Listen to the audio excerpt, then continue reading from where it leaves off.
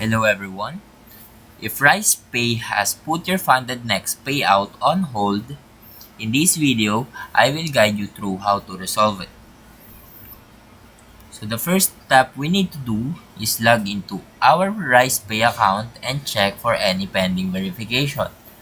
Upload any necessary documents such as ID or proof of address to complete the verification process. Sometimes payout holds are due to transaction limits.